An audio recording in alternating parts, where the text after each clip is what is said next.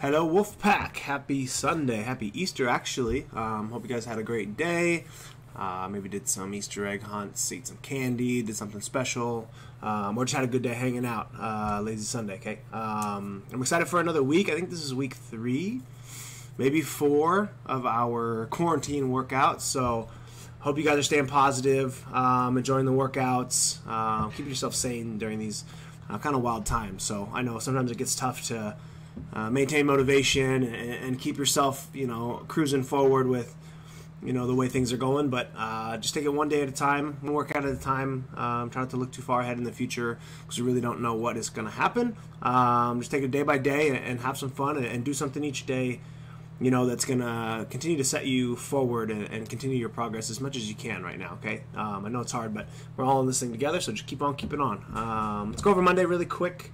I think it's an exciting week for you guys, doing things a little bit differently through the week, but still providing, the pretty same schedule, Monday, Wednesday, Friday, a little strength work, and a Metcon, Tuesday, Thursday being more conditioning or more longer aerobic stuff. So I think it's a good balance right now. Not everybody has a ton of equipment, and it's really hard to program every single day being extremely in-depth. So I hope we're still getting good workouts out of it, and the flow is still working for people, okay?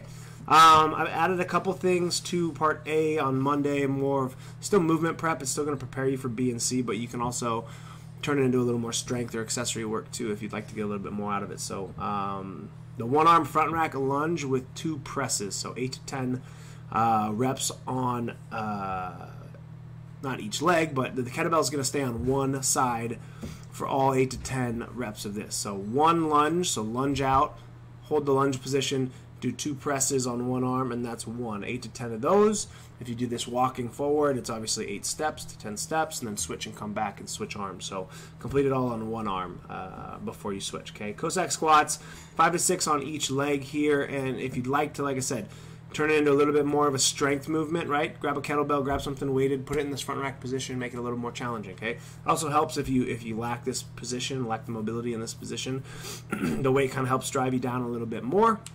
Remember, these are supposed to be somewhat slow and controlled, not really supposed to be bouncing around left and right? Take it slow, keep the chest up, make sure we're getting good depth, driving off, pressing off of one leg, and scoot to the other leg, okay? And then this is just a standard barbell warm-up for the clean position, front rack position, for the thrusters later. So you've got 5 muscle cleans, right, from the hips right up to that front rack position, 5 presses, put it on the back, 5 back squats, and then 5 thrusters from the back rack. So the barbell's on the back, squat, press it off the back, okay? 5 of those.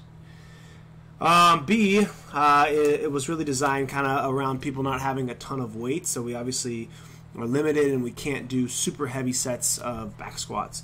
So we're looking for a little bit more overload, a little more high rep count here just to get the kind of fatigue stimulus that we're looking for here. So this is going to be alternating reverse back rack lunges with a barbell. So barbells in the back, alternating steps back and forth, 5 to 6 on each leg. So we're trying to load that up as heavy as we can, and then you're going to go right into a tough set of back squats. So you're fatiguing the legs on the lunges with the weight that we have, or what makes 5 to 6 tough, and then you're going to do as many back squats as you can before dropping it. So you're getting a lot of time under tension, so your breathing might be a little affected, which is fine. It's going to make those back squats tougher, those legs unable to flush. So take that as heavy as you can or you need to, right? And then the same thing on the barbell strict press. So front rack position, 5 to 6.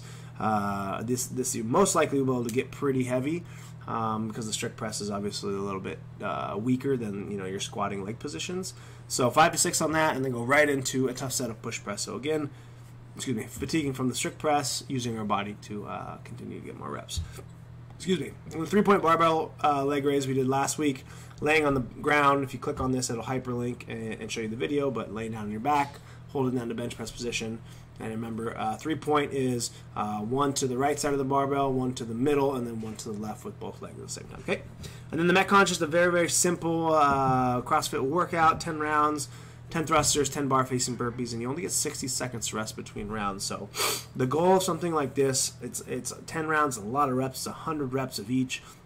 If you take this thing way too fast from the get-go, you're going to lose the intended stimulus, and you're going to hate it, right? And nothing's worse than doing burpees and thrusters when you're absolutely dead. So the goal of this, it should be 5 or 6 rounds, very paced, right? Something that you can repeat every round identical time, or maybe even speed up like 1 second, right? We really shouldn't be working super hard in the first half of this 5-6 rounds. Something where 60 seconds rest is plenty to recover, and we can repeat. And then as we hit that 7, 8, 9, 10, those final rounds, that's when we kind of start to drop the hammer, speed up a little bit. Okay, so have some fun with this one, because you can really kind of test your limits on how fast you can go without actually completely falling apart, resting a little bit, and then continuing. Okay, I think 10 and 10 in this is around a minute 15, moving at a pretty like moderate pace, I think would be pretty realistic.